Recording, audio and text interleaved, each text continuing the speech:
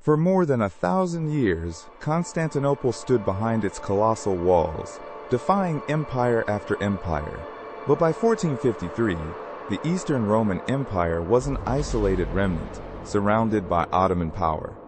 This is an alternate history scenario, not a claim about what happened. What if those legendary walls had held one final time? Image_shorts_1. A lone Byzantine figure seen from behind, silhouetted before the immense Theodosian Walls, empty windswept foreground, solemn dawn light. Image_shorts_2. Two robed scholars seen from behind, walking toward an arched doorway in a late Byzantine library, soft daylight through high windows, worn stone and manuscripts without legible writing. Image_shorts_3. Extreme macro close-up of a small carved ivory chess piece on rough linen, authentic aged surface and fine worn detail, warm sidelight. The siege of 1453 was more than a battle. The fall of Constantinople ended the Eastern Roman Empire in its capital and transformed the balance of power in the Eastern Mediterranean. Its consequences echoed far beyond the city's walls. Image_shorts_1. Lone Byzantine defender seen from behind on the Theodosian Walls at dawn, worn 15th century lamellar armor and cloak, Ottoman siege camp and smoke in the far distance, non-graphic. Image_shorts_2. Two Byzantine advisors seen from behind over an unmarked parchment map in a candlelit war room. One hand indicates the Bosphorus and Golden Horn, with abstract coastlines only. Image_shorts_3.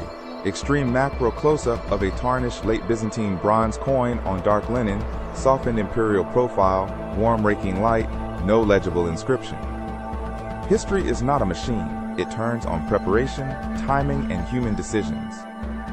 What if Constantinople had resisted the Ottoman assault long enough to deny Sultan Mehmed II his greatest prize? Image_shorts_1. A lone Byzantine commander seen from behind on a high stone rampart, looking over Ottoman tents and cannon smoke at sunset, non-graphic.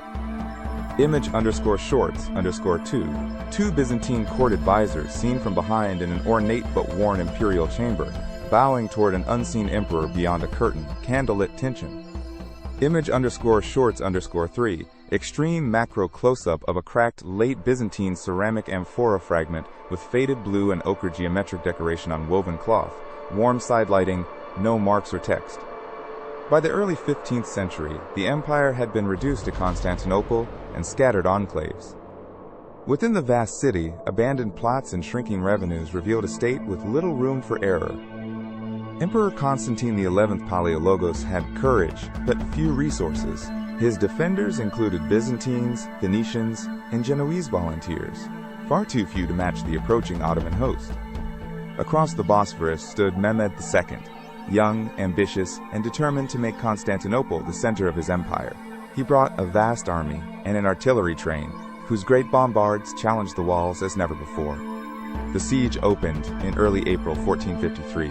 The great Ottoman bombards, including the enormous gun associated with Orban, hurled stone shot at the Theodosian Walls. Their fire was terrifying, but it still required time, logistics, and repeated breaches to decide the siege. Each day brought new damage. Giustiniani Longo, the Genoese commander, and the emperor directed repairs at night with rubble, earth, timber, and every usable hand. Our divergence begins before the siege reaches its crisis.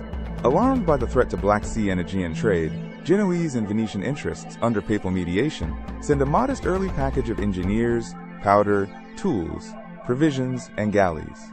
It is not a miracle army, it is a costly agreement made in time. Better organized repairs do not make the walls invulnerable, they make every breach slower to exploit. The defenders preserve manpower, keep their counterfire working, and deny Mehmed the quick collapse he needs. Mehmed realizes that the city will not fall on schedule.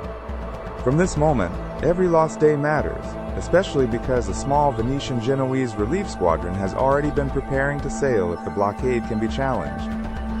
Mehmed answers the stalemate with one of the siege's most audacious maneuvers. Historically, Ottoman ships were hauled overland around Galata into the Golden Horn, bypassing the harbor chain and threatening the city's weaker seawalls. In this timeline, earlier intelligence reaches Constantine's council. The same trade network that funded repairs also warns of the rout. The defenders cannot stop the maneuver outright, but they can plan a limited strike against its most vulnerable phase.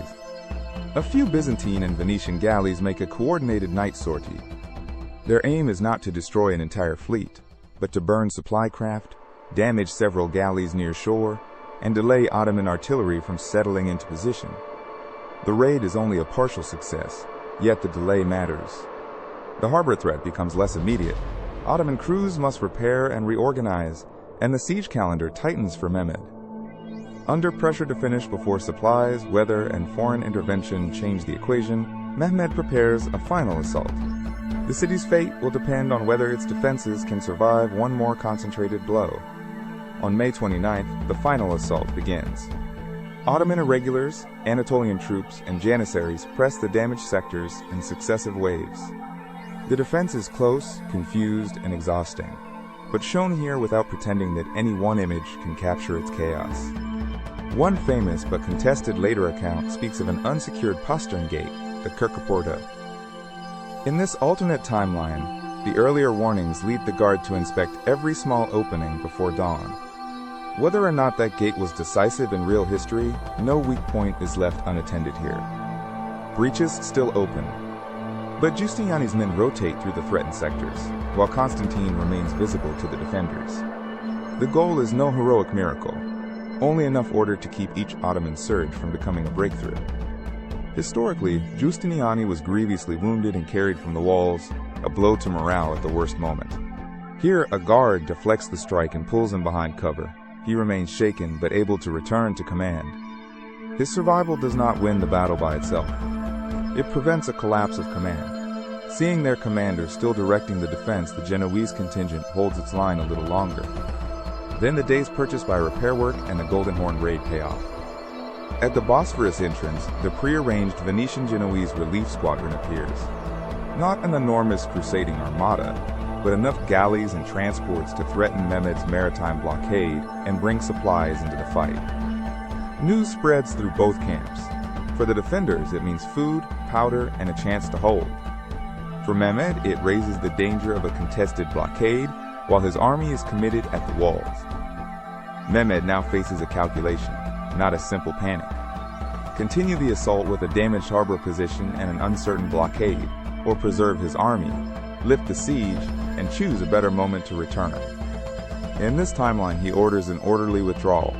Siege guns are dismantled, camps are struck, and the Ottoman army pulls back from the walls, not destroyed, but denied a decisive victory. The siege is broken. Constantinople has held, for now. The immediate result is relief, exhaustion, and urgent repair. Constantine XI has saved the city, but not restored an empire.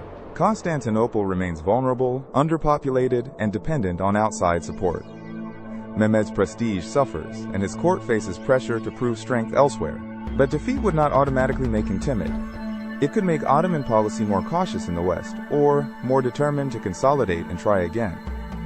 Survival requires diplomacy as much as courage. Constantine uses the reprieve to turn emergency contacts into formal arrangements. Italian naval protection, supply credits, engineers, and carefully negotiated political support. A fragile defensive understanding could link Byzantium, Venice, Genoa, Hungary, and the papacy. Its purpose would be limited: protect sea lanes, finance the city's defenses, and make a renewed Ottoman siege more expensive. The Ottomans might slow their westward push, concentrate on Anatolia, or seek leverage against other rivals. The key point is uncertainty. A failed 1453 siege changes priorities, but it does not erase Ottoman power. With Constantinople still open, Greek scholars and manuscripts could move west through managed exchange rather than only through refugee flight. That may reshape Renaissance networks, but it does not guarantee a faster Renaissance. The city could continue as a tax crossroads between East and West. That might alter the costs and incentives behind new trade routes and voyages of exploration, but it would not eliminate the forces pushing merchants toward the wider world. A surviving Constantinople would complicate Moscow's later claim to inherit the Roman mantle. It would not erase Russian ambition, but the symbolism of a living Eastern Roman capital would change the argument. blank. Could Byzantium last another century? Possibly, but only as a small buffer state. Its survival would require permanent Italian naval support, fiscal reform, population recovery, and a workable diplomatic settlement with the Ottomans. That longer life would preserve a continuous, if diminished, Byzantine cultural and Orthodox presence in the Eastern Mediterranean and Eastern Europe. Influence would persist through worship, art, education, and diplomacy. Survival in 1453 would not make the empire immortal. A later Ottoman siege, an alliance failure, or internal crisis could still end it. Yet the city's defiance would have bought time, and time is one of history's most powerful resources. That is the lesson of this imagined victory. Events that look inevitable are often built from fragile choices, prepared contingencies, and a few hard-won days. Every empire has a story history almost forgot. This has been Historic's Vault. More alternate histories are coming. Subscribe so you do not miss the next one.